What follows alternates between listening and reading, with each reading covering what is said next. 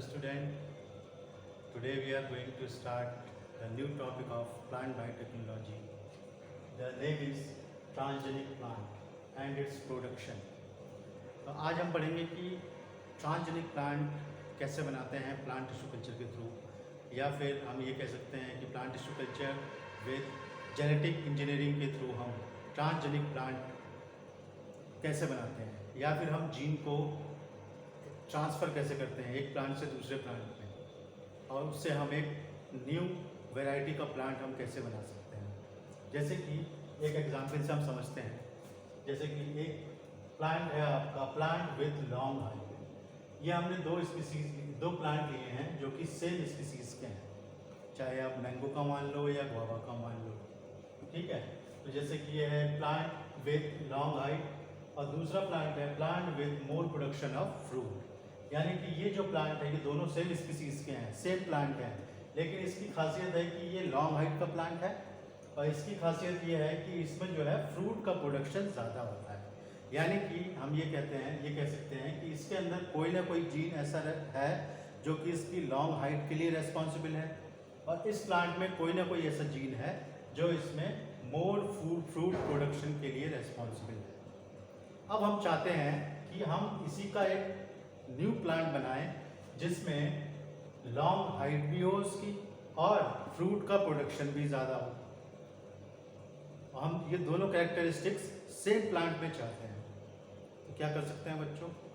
तो हम ये कर सकते हैं कि इसमें से isolate the gene responsible for long height. इसमें से हम वो वाला जीन आइसोलेट करेंगे जो कि लॉन्ग हाइट के लिए रेस्पॉन्सिबल है। तो हमने जीन को आइसोलेट कर लिया।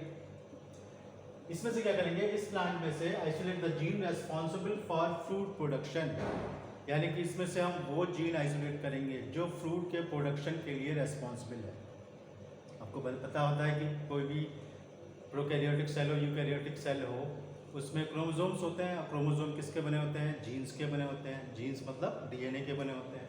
तो उसके जीन को हमने आइसोलेट कर लिया जो कि मोर फ्रूट प्रोडक्शन के लिए रेस्पॉन्सिबल है। अब क्या करेंगे अब हम इन दोनों जीन्स को कंबाइन करेंगे, combine these two genes by genetic engineering. अब हम इन दोनों जीन्स को हम जेनेटिक इंजीनियरिंग के थ्रू कंबाइन करेंगे और एक प्लांट टिश्यू कल्चर के थ्रू एक न्यू प्लांट का प्रोडक्शन हम करेंगे। आइए देखते हैं कैसे करना है इसको प्रोडक्शन।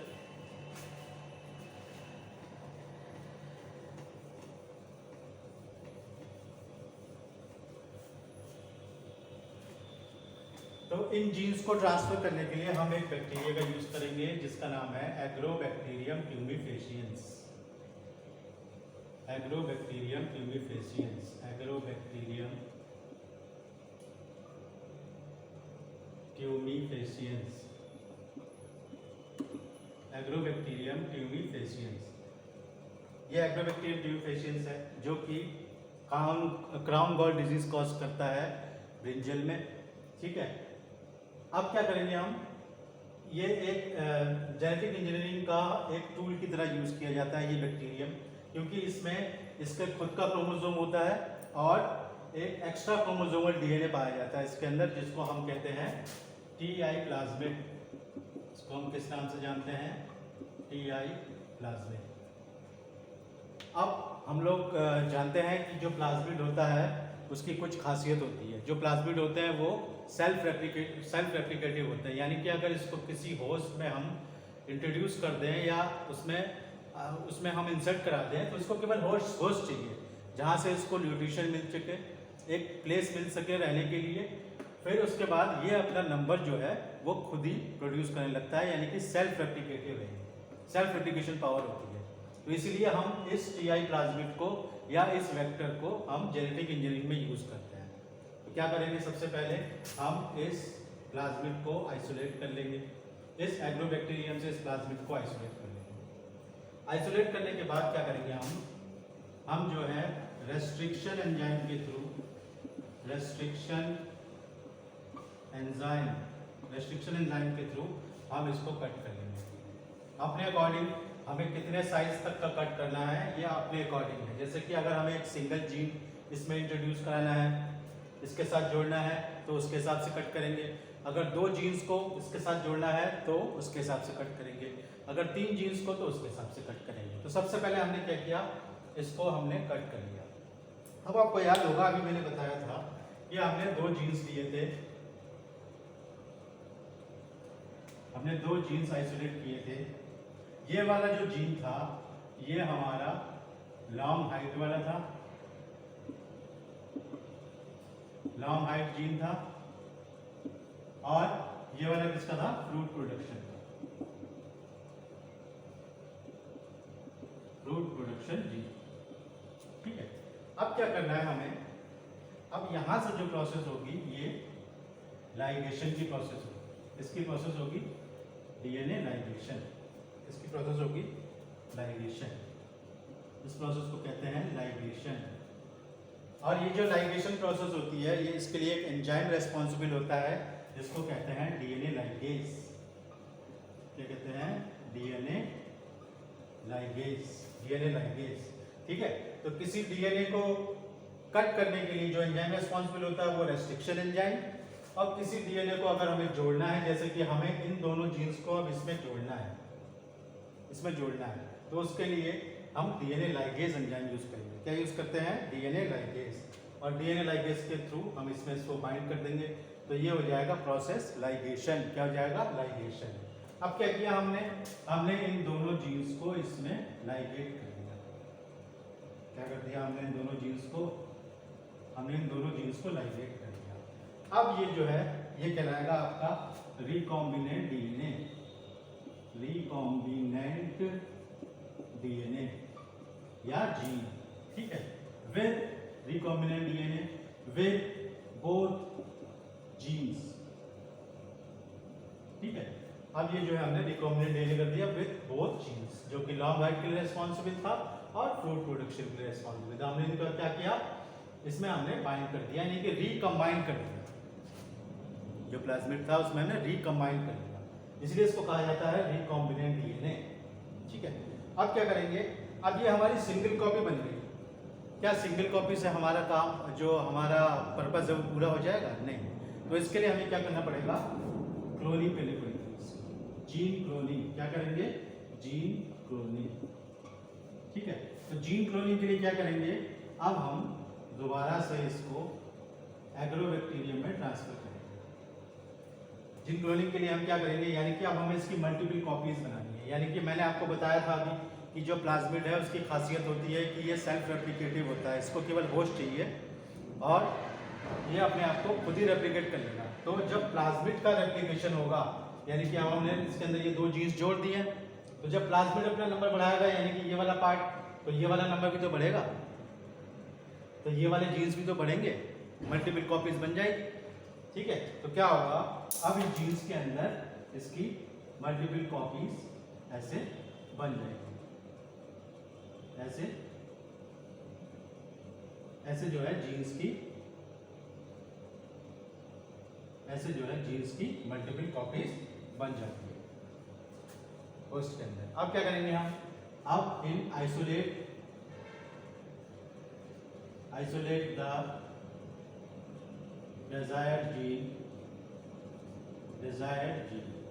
ठीक है।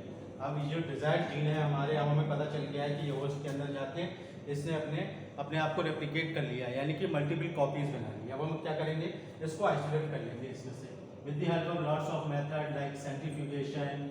ठीक है, और भी बहुत सारे मेथड हैं जिसके थ्रू हम जो है इन जीन्स को हम डिजायर्ड जीन, क्योंकि ये हमारा डिजायर्ड जीन है, इसी को हमें प्लांट के अंदर इंट्रोड्यूस करना है, तो ये हमारे डिजायर्ड जीन है। इसको हम सेंट्रीफ्यूगेशन के थ्रू, ठीक है, सेल वॉल को इसके रप्चर करके सेंट्रीफ्यूगेशन के थ्रू हम एक आइसोलेट कर लेंगे और हमारे पास ये डिजायर्ड जीन आ गया प्योर। अब क्या करेंगे हम, अब बहुत सारे ट्रांसफर मेथड्स हैं, जेनेटिक ट्रांसफर या जीन ट्रांसफर मेथड है, उसके थ्रू हम क्या करेंगे, इसको कोई भी यंग प्लांट होगा, ठीक है, कोई भी यंग प्लांट होगा, कोई भी यंग प्लांट होगा, कोई भी यंग प्लांट होगा, उसके अंदर हम डायरेक्ट इसको इंट्रोड्यूस कर देंगे, इसके अंदर इंजेक्ट कर देंगे। ठीक है, इसके लिए इलेक्ट्रॉन गन मेथड, ठीक है, या जीन गन मेथड का भी यूज़ किया जाता है। इसमें एक सिरिंज की तरह होता है, हम डायरेक्टली जो है प्लांट के अंदर ऐसे इंजेक्ट कर सकते हैं इस हमारे जीन को, ठीक है। इस जीन के अंदर हम डायरेक्टली हम कर सकते हैं, और फिर क्योंकि अब जीन इंट्रोड्यूस हो गया है, अब जो है ये प्लांट के जीन के साथ जाके कंबाइन हो जाएगा, और फिर इससे जो नया सीड बनेगा, ठीक है, इससे जो नया सीड बनेगा नेक्स्ट सेशन में या नेक्स्ट सीजन में जो नया सीड बनेगा, तो क्या होंगे, उस सीड से जो प्लांट बनेंगे, अब वो जो प्लांट होगा, इससे क्या बनेंगे, सीड से क्या बनेंगे, सीड, और सीड से क्या बनेगा, प्लांट, न्यू प्लांट, सीड से क्या बन जाएंगे, न्यू प्लांट। अब ये जो हमारा न्यू प्लांट बना, अब इस न्यू प्लांट के अंदर ये दोनों ही जीन आ गए। अब हमें पता है कि ये दोनों ही जीन इसके अंदर है, यानी कि अब ये जो न्यू प्लांट है हमारा, इसकी लॉन्ग हाइट भी होगी और फ्रूट का प्रोडक्शन भी ज़्यादा होगा। यानी कि हमने दो जीन्स को मिलाकर हमने एक जीन्स के अंदर, एक सेल के अंदर इंट्रोड्यूस कर दिया, ठीक है। और हमने देखा कि दो अलग अलग स्पीसीज में अलग अलग कैरेक्टरिस्टिक्स थे, एक लॉन्ग हाइट वाला और एक मोर प्रोडक्शन वाला, तो हमने दोनों जीन्स को कंबाइन कर दिया और उसको एक ही प्लांट में ले आए, दोनों कैरेक्टरिस्टिक्स को। तो इस तरीके के प्लांट के बने ट्रांसजेनिक प्लांट। ट्रांसजेनिक का मतलब होता है वो प्लांट जो ट्रांसफॉर्मेशन से बने हो। किसके ट्रांसफॉर्मेशन से, जीन के ट्रांसफॉर्मेशन से बने हो। क्या किया हमने, बेसिकली जीन का ट्रांसफॉर्म किया है, ट्रांसफॉर्मेशन किया है, एक जगह से हम दूसरी जगह ले गए, उसको ट्रांसफॉर्म किया है, उसको चेंज किया है, जीन में चेंज किया हमने। नॉर्मल जीन तो उसका ये था, नॉर्मल जीन तो ये था, मान लो ये नॉर्मल जीन थे इसके, अब हमने नई तरीके का जीन बना दिया जिसमें दोनों जीन आ गए, ठीक है। तो इस तरीके से हम ट्रांसजेनिक प्लांट बना सकते हैं। एक तरीका और है कि अगर आप डायरेक्टली ना करना चाहो, तो जब हम प्लांट टिश्यू कल्चर, जैसा कि मैंने लास्ट लेक्चर में आप लोगों को बताया था कि प्लांट टिश्यू कल्चर में जब हम प्रोटोप्लास्ट कल्चर करते हैं, फिर आपको मैंने बताया था कि उसमें कैलस का फॉर्मेशन होता है। जब सारे के सारे टिश्यू क्लम्प हो जाते हैं, प्रोटोप्लास्ट क्लम्पिंग हो जाती है, फिर कैलस का फॉर्मेशन करते हैं। तो उस टाइम पे जब कैलस फॉर्म हो जाता है, उस टाइम पे भी आप इलेक्ट्रॉन गन या फिर जीन गन का यूज़ करके, जीन गन मेथड का यूज़ करके आप उसमें इंट्रोड्यूस करा दो जीन को, और उससे जो नया प्लांट बनेगा फिर उसमें वो दोनों जीन प्रोड्यूस होंगे या दोनों जीन अपने आप को एक्सप्रेस करेंगे, जिसकी वजह से उस प्लांट की हाइट भी ज़्यादा होगी और उसमें फ्रूट प्रोडक्शन भी ज़्यादा होगा, ठीक है। तो ऐसे हम बना सकते हैं transgenic plant with plant tissue culture and genetic engineering. तो प्लांट टिश्यू कल्चर और जेनेटिक इंजीनियरिंग के थ्रू हम एक न्यू प्लांट क्रिएट कर सकते हैं, ठीक है। तो इसके आगे का लेक्चर कैसे जीन ट्रांसफर करते हैं, कौन कौन से मेथड से करते हैं, वो हम नेक्स्ट लेक्चर में करेंगे।